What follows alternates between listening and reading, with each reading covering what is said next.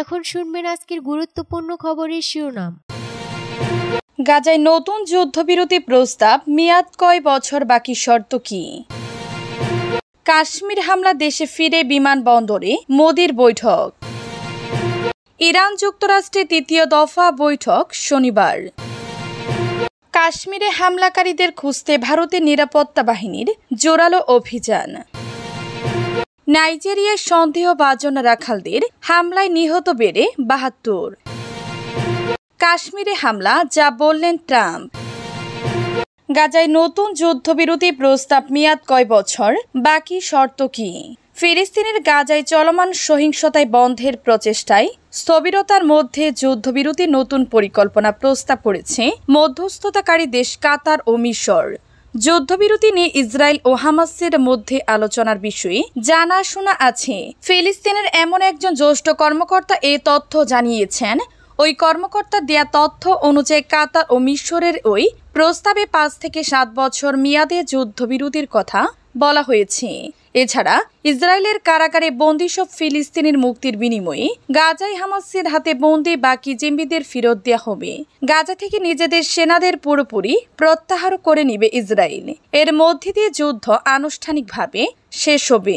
এই প্রস্তাব নিয়ে আলোচনার জন্য মিশরের রাজধানী কায়রোয় যাওয়ার কথা রয়েছে হামাসের জ্যেষ্ঠ পর্যায়ের একটি প্রতিনিধি দলের। ওই দলের নেতৃত্ব দিবেন হামাসের রাজনৈতিক কাউন্সিলের প্রধান মোহাম্মদ দারবিশ ও প্রধান আলোচক খলিল আল হায়া। তবে মধ্যস্থতাকারীদের ওই প্রস্তাব নিয়ে এখন পর্যন্ত কোনো মন্তব্য করেনি ইসরায়েল।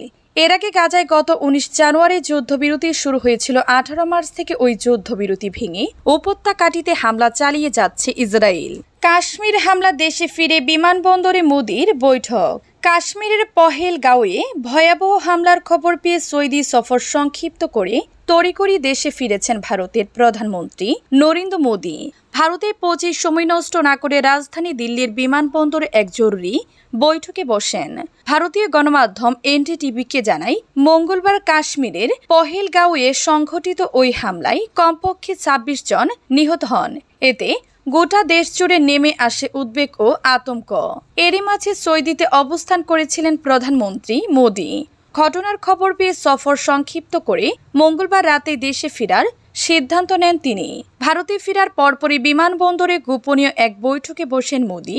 বৈঠকে উপস্থিত ছিলেন পররাষ্ট্রমন্ত্রী এস জয়শঙ্কর, জাতীয় নিরাপত্তা উপদেষ্টা অজিত ডোভাল সহ উচ্চ পদস্থ কর্মকর্তারা। এই সময় এস জয়শঙ্করকে চোখে পড়ার মতো উদ্বিগ্ন দেখা যায়। বৈঠকের শুরুতে কাশ্মীর পরিস্থিতি সম্পর্কে প্রধানমন্ত্রীকে অবহিত করেন কর্মকর্তারা। মোদি সেখানে বেশ কিছু দিক নির্দেশনা দেন বলে সরকারি সূত্রে জানা গেছে। তবে বৈঠকের বিস্তারিত কিছু গণমাধ্যমে প্রকাশ করা হয়নি। ইরান যুক্তরাষ্ট্রের তৃতীয় দফা বৈঠক শনিবার। পরমাণু ইস্যুতে ইরান ও যুক্তরাষ্ট্রের মধ্যে দ্বিতীয় দফায় পরোক্ষ আলোচনার সময় উভয় পক্ষ থেকে তৃতীয়বার বৈঠকের সিদ্ধান্ত হয়। আলোচনার পরিবেশকে ইতিবাচক বলে অভিহিত করেন দুই পক্ষ। এরই ধারাবাহিকতায় আগামী শনিবার ওমানে তৃতীয় দফার বৈঠক অনুষ্ঠিত হবে বলে জানা যাচ্ছে। মঙ্গলবার ২২ এপ্রিল ইরানের পররাষ্ট্র মন্ত্রণালয়ের মুখপাত্র বিষয়টি নিশ্চিত করেছেন। ওমানের রাজধানী মাস্কাটে হবে বৈঠকটি, খবর রয়টার্সের। রোমে অনুষ্ঠিত দ্বিতীয় দফার বৈঠকে ইরানের পররাষ্ট্রমন্ত্রী আব্বাস আরাগচি ও যুক্তরাষ্ট্রের মধ্যপ্রাচ্য বিষয়ক দ্রুত স্টিভ ও ইটকফ দেশে দুটির নেতৃত্ব দেন। তবে তৃতীয় পক্ষের মাধ্যমে পরোক্ষ আলোচনা হয় সেখানে। পরে অবশ্য দুই দেশের প্রতিনিধিরা অল্প সময়ের জন্য সাক্ষাৎ করেছেন।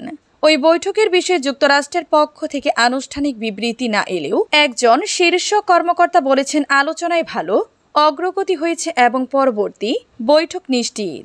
আগামী সপ্তাহে কারিগরি বিশেষজ্ঞদের মধ্যে আলোচনা হওয়ার কথা রয়েছে, যেটি মূল আলোচনা এগিয়ে নেওয়ার ক্ষেত্রে গুরুত্বপূর্ণ হতে পারে। আরাগচি বলেন, আশাবাদী কিংবা হতাশ নয়, আমরা বাস্তববাদী অবস্থানে আছি।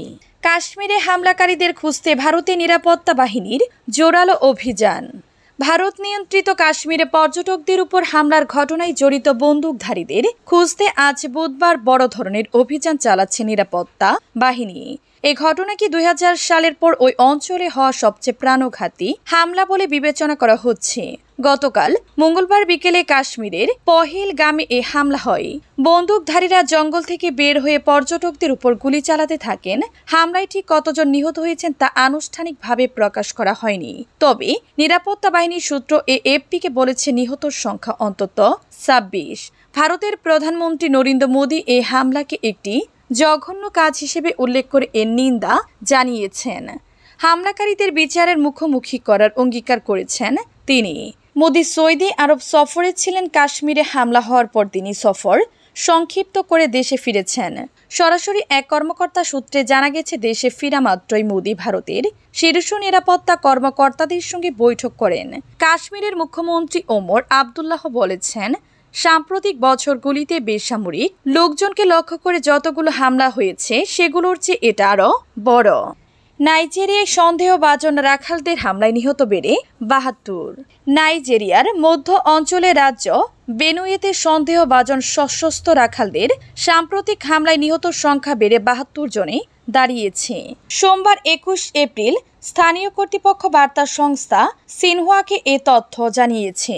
গত বৃহস্পতিবার থেকে শুক্রবার রাতের মধ্যে রাজ্যের ওকুম এলাকার সম্প্রদায়গুলিতে এই ভয়াবহ হামলাগুলো চালানো হয়।